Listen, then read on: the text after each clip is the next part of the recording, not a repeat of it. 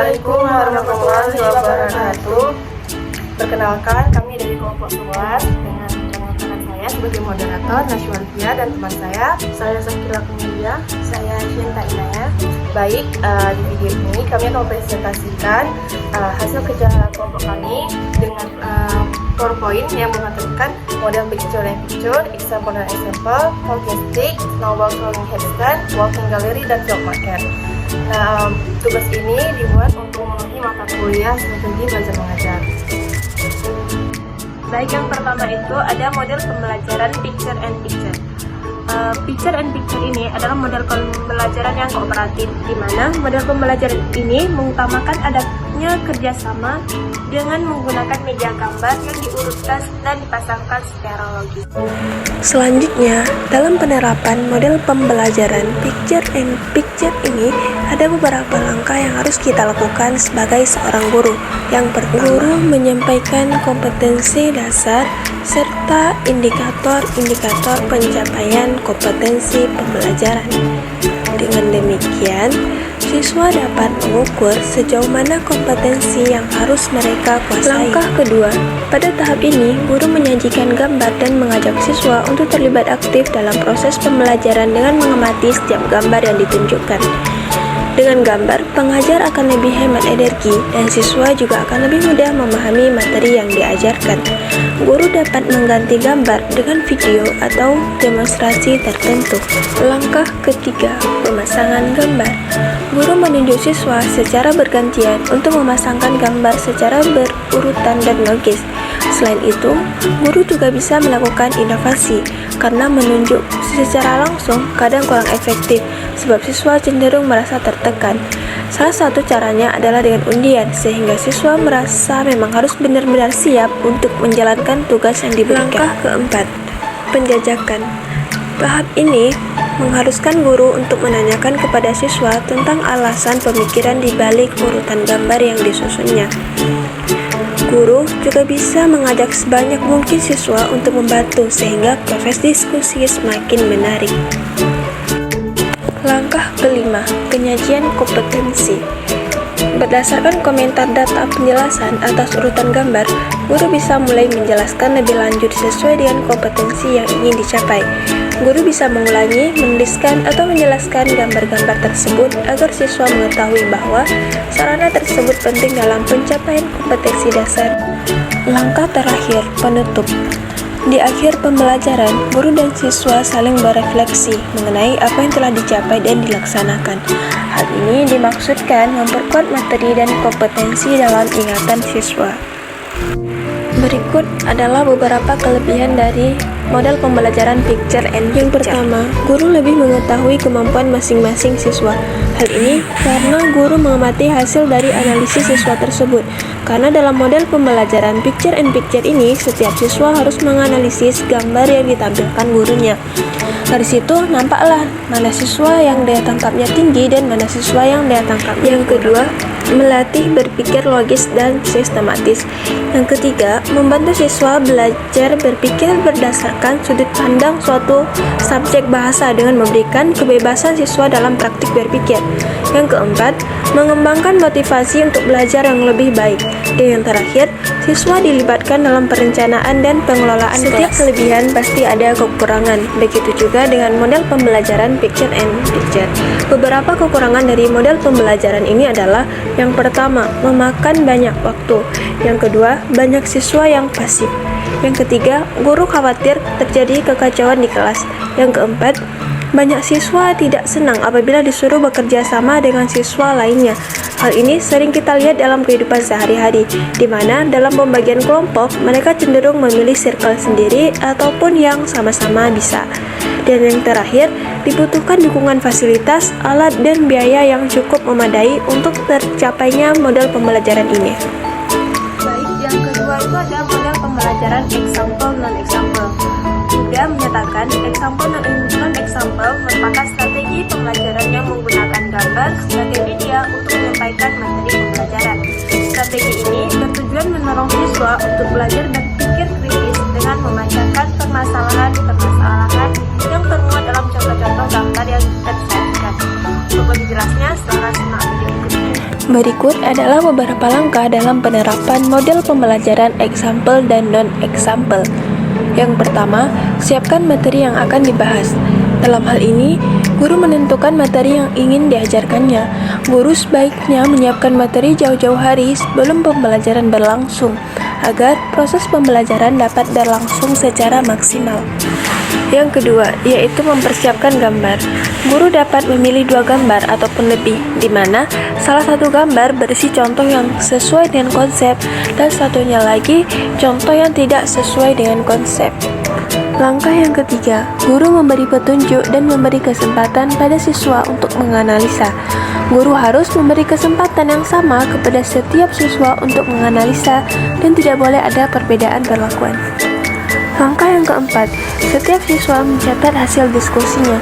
Siswa mencatat hasil diskusinya dengan anggota kelompok untuk kemudian dipresentasikan. Yang kelima, setiap kelompok diberi kesempatan membacakan hasil diskusinya.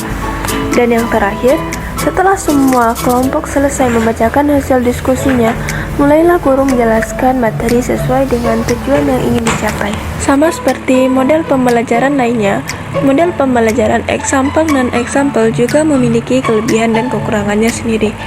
Kelebihan dari model pembelajaran ini yaitu, yang pertama, siswa lebih kritis dalam menganalisis gambar. Yang kedua, siswa mengetahui aplikasi dari materi berupa contoh. Dan yang terakhir, siswa diberi kesempatan untuk mengemukakan pendapatnya. Sementara kekurangan model pembelajaran ini yaitu, yang pertama, membutuhkan waktu yang lama dalam menjalankan metode ini. Yang kedua, keterbatasan contoh, karena tidak semua materi itu dapat disajikan dalam bentuk contoh. Yang ketiga, tingkat keterampilan berbeda-beda. Tidak semua siswa itu memiliki latar belakang pengetahuan yang sama. Baik, selanjutnya ada model pembelajaran talking stick. Jadi, talking stick adalah model pembelajaran kooperatif di mana pembelajaran ini mendorong siswa untuk berani mengemukakan pendapatnya. Model pembelajaran talking stick ini sangat tepat digunakan dalam pengembangan proses pembelajaran PAIGEM, yaitu pembelajaran aktif, inovatif, kreatif, dan menyenangkan. Untuk penjelasan lebih lanjut, silahkan simak video berikut ini.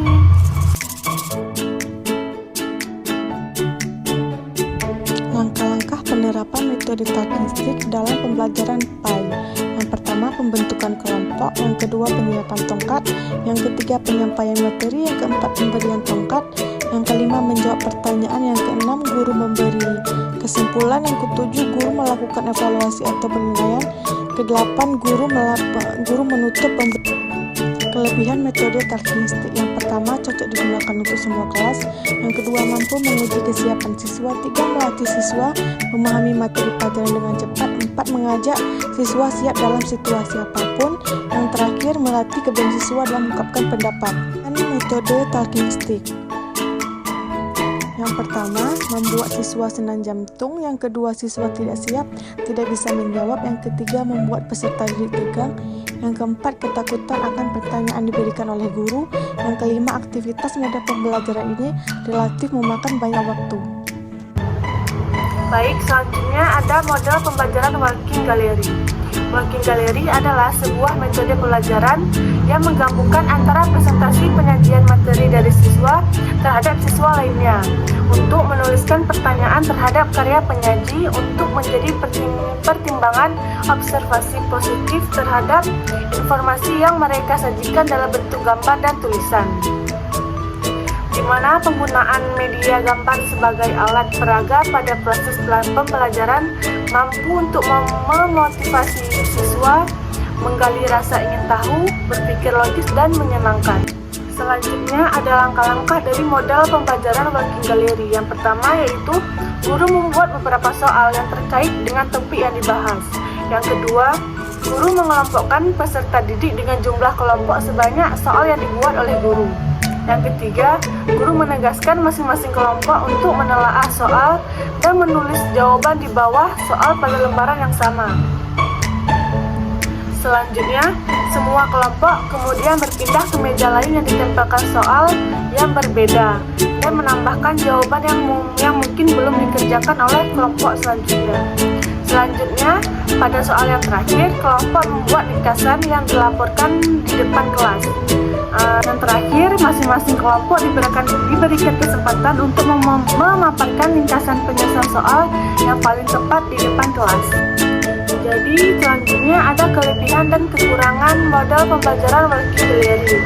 Yang pertama ada kelebihannya, yaitu mengefisienkan waktu pembelajaran karena materi yang banyak bisa dipecah per galeri per topik. Selanjutnya, siswa belajar menghargai dan mengapresiasi karya temannya.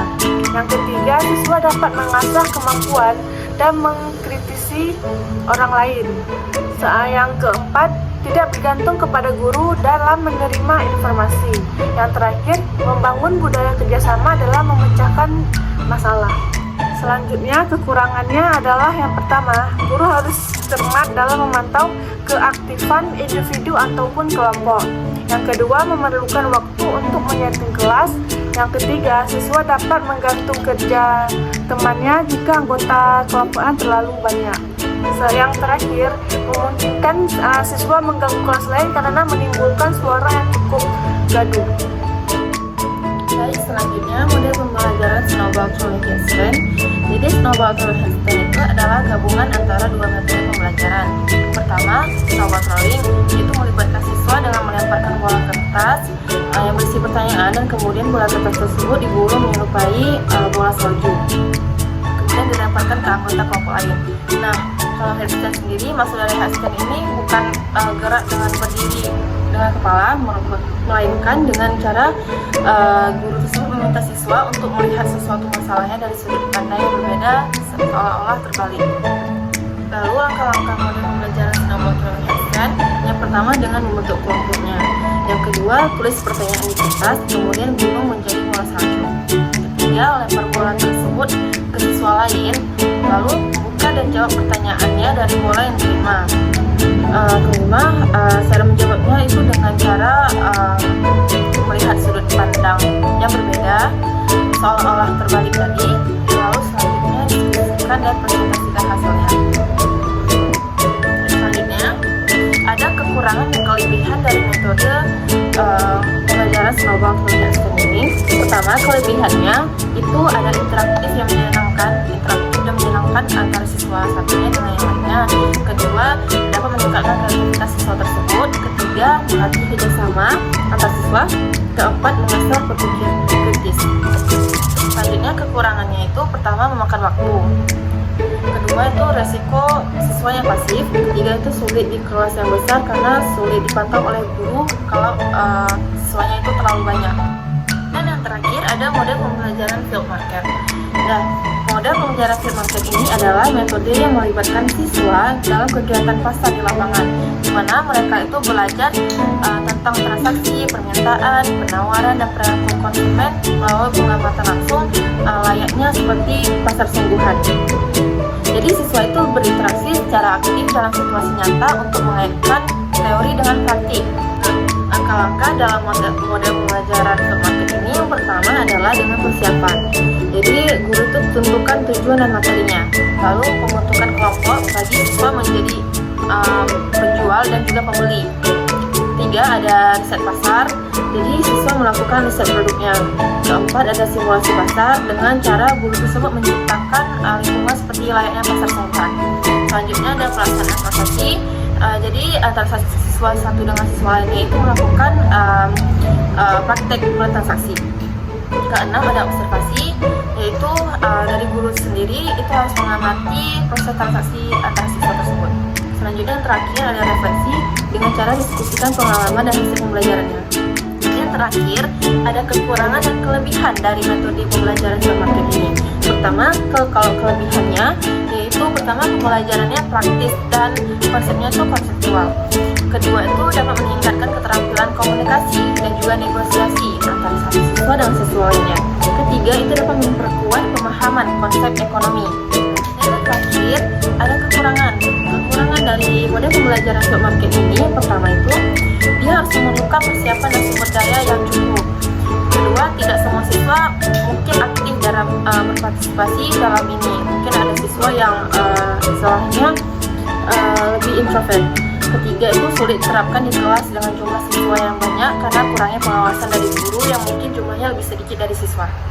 Baik, sekian presentasi dari kami. Kami ucapkan terima kasih kepada sekalian yang menonton video ini, dan mohon maaf apabila kami ada kesalahan kata dan pengucapan selama menjelaskan materi tadi. Baik, assalamualaikum warahmatullahi wabarakatuh.